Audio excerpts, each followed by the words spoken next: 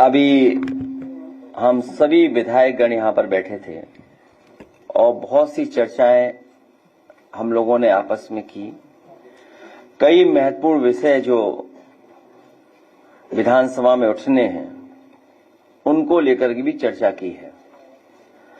मुख्य रूप से कोडीन सिरप और कफ सिरप को लेकर के केवल यूपी के आम लोग चिंतित नहीं हैं, गरीब के साथ साथ पूरे देश में इस बात की चिंता है कि सबसे महत्वपूर्ण जगह से ये इतना बड़ा घोटाला चल रहा था।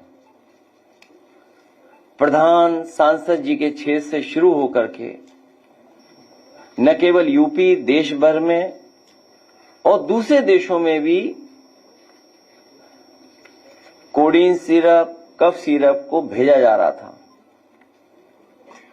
और उसके पीछे शुरुआती दौर में ये बात निकल करके आई, कुछ 100 करोड़ का घोटाला है ये, लेकिन बढ़ते बढ़ते ये निकल करके आ रहा है कि हजारों करोड़ का घोटाला है।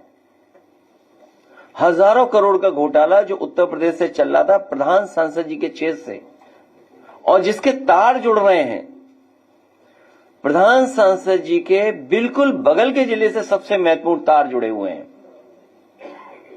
और यहां तक हमारे पत्रकार साथी भी घबरा जा रहे हैं, हालांकि उनकी हिम्मत बढ़ी है। इधर मैं देख रहा हूं,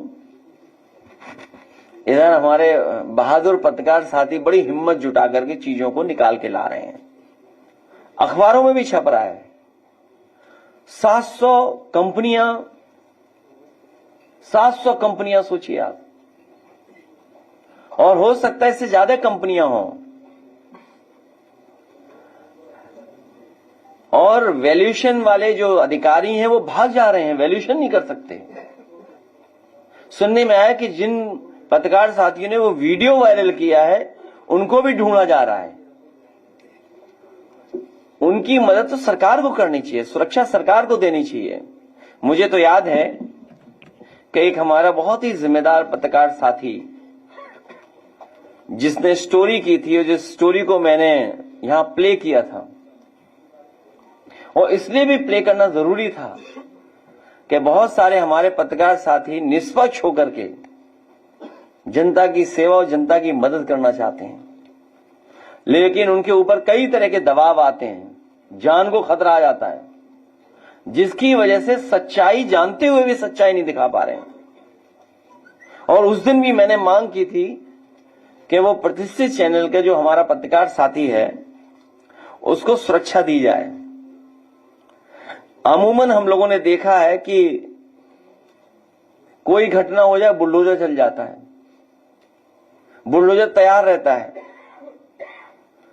इस बार पता लग रहा है कि मुख्यमंत्री जी का ये जो खिलौना बुलडोजर है इसका ड्राइवर भाग गया है, चाबी खो गई है लगता है इसकी,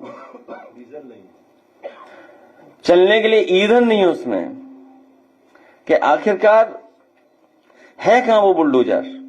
और मैं डेटा के साथ कहता हूं 22 या 24 जगह बुलडोजर चला है। हमारे पूर्व मंत्री जी भी अभी बता रहे थे, अम्बेडकर नगर में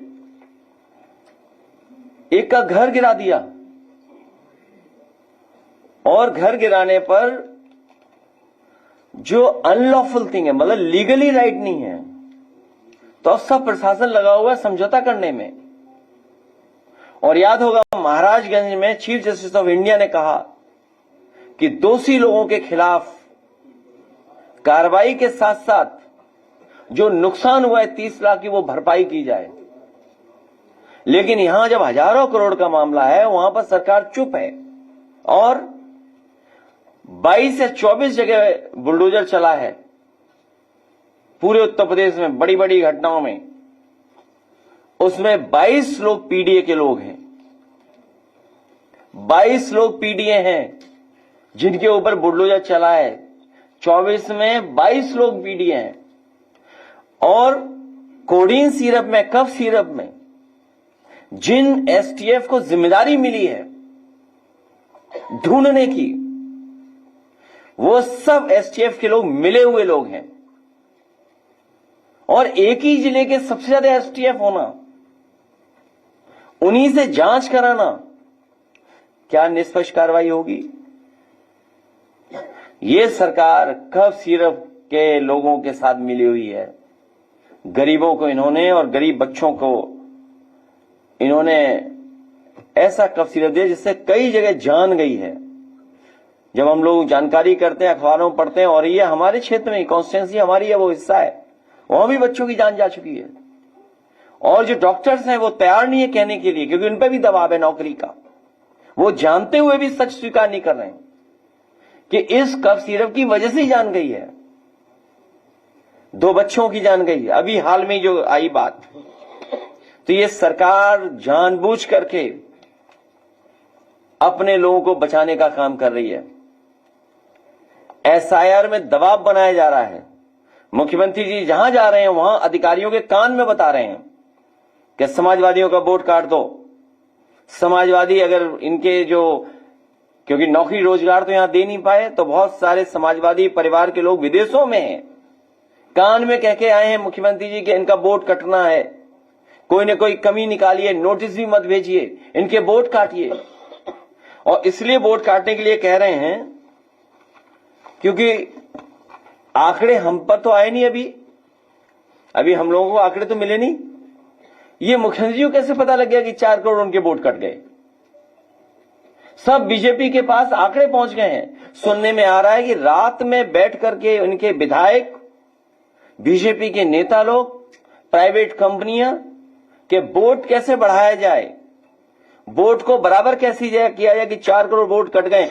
सोचो, मुख्यमंत्री ने स्वीकार किया कि 4 करोड़ वोट उनका कट गया है। उन्हें कैसे पता उन्हीं का कट गया है? और अगर 4 करोड़ वोट कट गया तो हिसाब किताब हमने लगाया कि 4 करोड़ के वोट को भाग दे दें अगर हम 403 विधानसभाओं से, तो बीजेपी का 84,000 वोट कट गया है। उधर 84,000 हराएगा इन्हें और 40,000 हमारा जिताएगा। 40,000 हमारा जिताएगा और इनका 84,000 इनको हराएगा। और हमारे यहां के तो एक नेता धमकी दे रहे हैं कि दूरबीन से देखेंगे समाजवादी पार्टी को। काले कारनामे वाले काला चश्मा लगा करके देख रहे हैं दूरबीन से। क्या कह रहे हैं कि इतना लाख वोट कट गया। डीएम हमें बता ही नहीं रहे, बताइए आप बताइए। डीएम ने हमें नहीं बताया, उन्हें बता दिया कब? क्या कहा कि अभी तो एक जिले में इतना काटा है, अभी तो 2 जिले में और 2 विधानसभाएं हैं। आदरणीय ममता जी भी यही बात कह रही हैं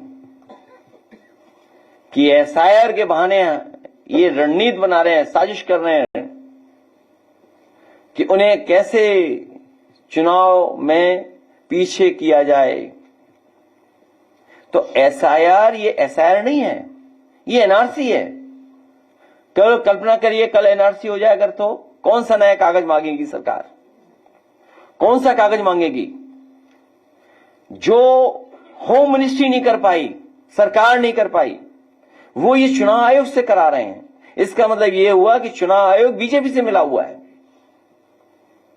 एक मां पर एफआईआर लिखना ये साबित करता है कि कुछ अधिकारी खुश करना चाहते हैं। लेकिन हमें खुशी अपने कार्यकर्ताओं पर, हमारे पीडीएफ प्रहरियों पर, कि उन्होंने जिम्मेदारी से काम किया है और बड़े पैमाने पर वोट बचा रहे हैं। अब वो सावधानी भी बरतेंगे, निगरानी भी रखेंगे और ये जो साजिश षड्यंत्र कर रहे हैं उस पर नजर रख करके वोट नहीं कटने देंगे। और जो साजिश हो रही है कि नोटिस पहुंचे ही नहीं हो, वोट काट दें हम, अगर कोई स्पेलिंग मिस्टेक है नाम में तो उससे भी हम वोट काट दें, उससे सावधान होने का काम हमारे जागरूक पीडीएफ प्रहरी करेंगे। लोक सेवा आयोग में जो घोटाले हो रहे हैं जिसकी आप कल्पना नहीं कर सकते हैं। अभी ऐड निकला है, सबसे ज्यादा पिछड़ों के साथ धोखा हो रहा है। गणित लगाइए कि अगर हमें मिल रहा है जो आरक्षण, कितने होनी चाहिए सीटें ही नहीं मिल रही, उतनी कम कर दी सीटें। सोचिए आप, उसका ग्राफ अभी आपको दिखाएंगे कि कितनी कम कर दी सीटें। खाद, कहां खाद मिल रही है बताओ? कितने महीनों से किसान लाइन में खड़ा है बताइए, कितने मौसमों में खड़े रहे वो लोग। अगर कहीं खाद मिल रही हो तो बताएं, क्या तैयारी है इनकी खाद की, खाद की क्या तैयारी है इनकी। ये हमारे विधायकगण पूछेंगे, सरकार भागना चाहती है, खाद पे जवाब नहीं देना चाहती है, इसीलिए उन्हें वंदे मातरम याद आ रहा है। धान खरीद, और धान खरीद के साथ साथ आय दोगुनी हो किसान की, तो धान की क्या कीमत होती है आज के समय पर, तब जब चांदी कितने 2 लाख पहुंच गई और सोना, सोचिए आप, दोनों बराबर, दोनों ऊपर जाएंगे।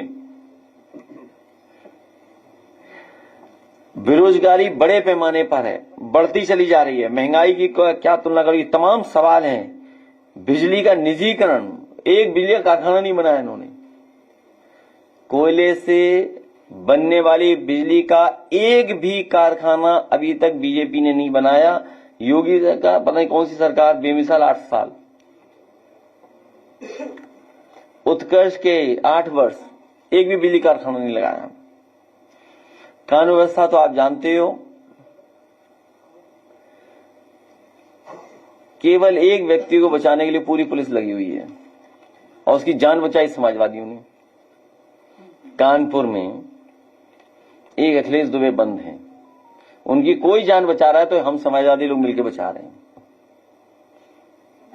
और उन्हें बचाने के लिए पूरी पुलिस लगी हुई है। बताइए क्या सरकार चल रही है, क्या कानून व्यवस्था है। अभी कोई वीडियो एक अखबार का मैंने देखा, प्रेस का, खुली सड़क पे पकड़ने पहुंच गई। बताओ, बड़े बड़े अपराधी घूम रहे हैं, कोडीन के माफिया घूम रहे हैं, कालीन भैया, कोडीन भैया। कालीन भैया का तो सबने देखा होगा, नेटफ्लिक्स पे था, किस पे था, प्राइम इसमें था, इधर हम लोग देख नहीं पा रहे हैं। इसलिए ये तमाम सवाल, और इससे ज्यादा सवाल गन्ने का, चीनी मिलों का, और पर्यावरण को लेकर के बहुत चिंता है इस समय कि आपके पॉल्यूशन की वजह से, सोचिए, अंतर्राष्ट्रीय मैच लखनऊ में नहीं हो पाया, और ये वही स्टेडियम है जो समाजवादियों ने बनवाया। नदियों का हाल आप जानते ही हो, और AQI का डेटा सरकार के पास अपना है। सोचिए, गोबर सरकार ने अपना निकाल दिया, नया एक AQI, वो क्या, किसी का मत मानिए AQI। नदियों का हाल आप देख लीजिए, दिल्ली में आप AQI क्या है, और लखनऊ का ही, दिल्ली से ही हवा आ गई लखनऊ की तरफ। इसलिए इन सवालों पर हम लोग सभी विधायक जितने हैं, साथी लोग चर्चा किए हैं। ये विधायक लोग सरकार को घेरेंगे, सरकार डर करके, एक रंगी सरकार वंदे मातरम पर चर्चा करना चाहती है। जब लोकसभा में वंदे मातरम की चर्चा हो गई तो एक रंगी लोग क्या नई चीज बताएंगे, जिन्होंने कभी तिरंगा नहीं लहराया, न आजादी से पहले गाया वंदे मातरम, न आजादी के बाद गाया। ये केवल इसलिए कि ध्यान हटा दें जनता का। ये इमोशन से सरकार चलाना चाहते हैं, इमोशन से। इसलिए हमारे सभी विधायक सावधान हैं।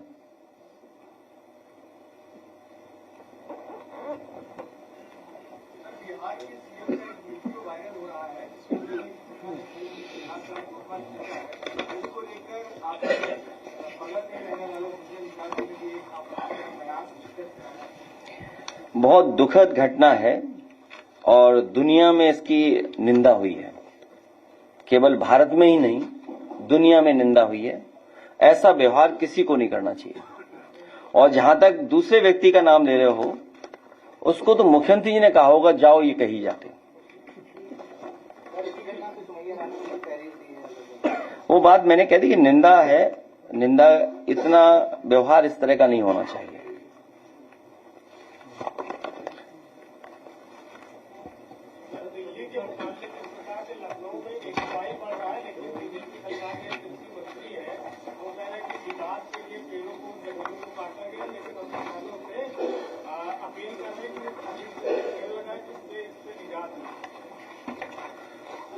क्या कह रहे हैं?